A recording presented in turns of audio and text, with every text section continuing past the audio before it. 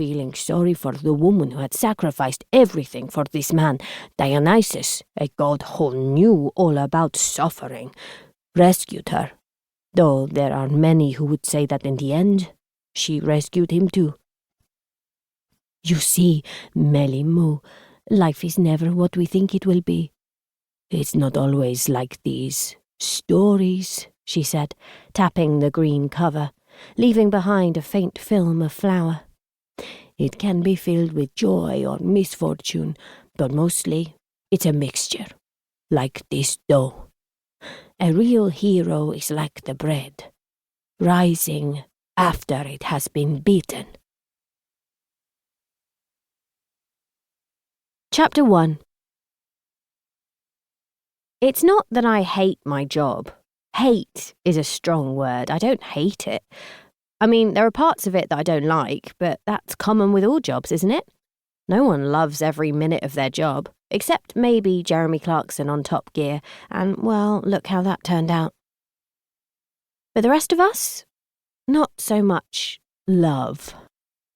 Sometimes, when I think about my job on a Sunday evening, I get this odd feeling where I lose all sensation along the left side of my body.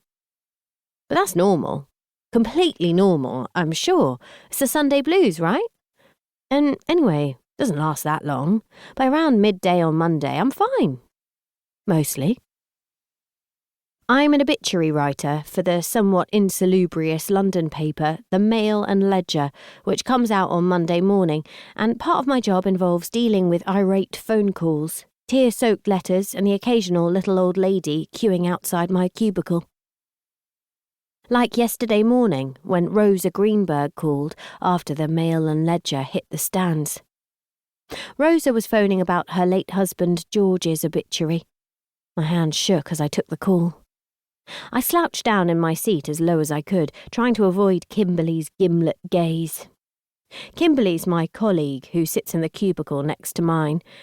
She was busy writing her action list for the day with different coloured biros to underline things like priority item number 1 and red flag, follow up before 12. Oh, I despise Kimberly Monsworth Green. Meanwhile, Rosa Greenberg sobbed into the receiver. I just wasn't ready.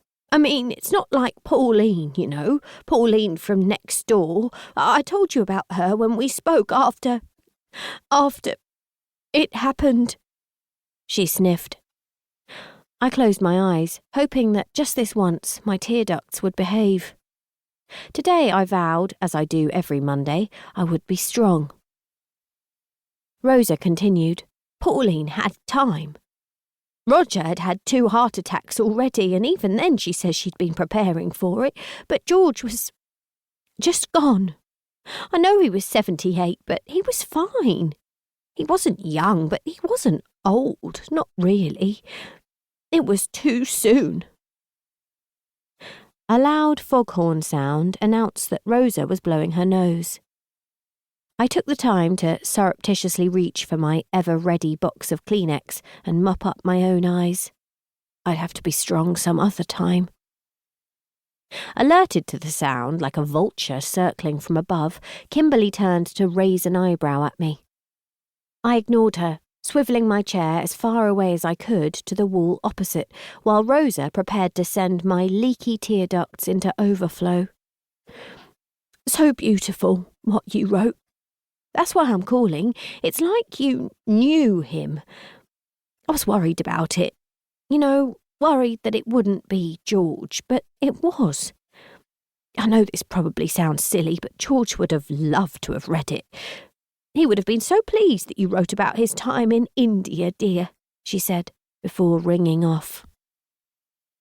Afterwards, I put the phone back in its cradle and stared at the horrid blue speckled carpet until I had regained control of my wobbling chin.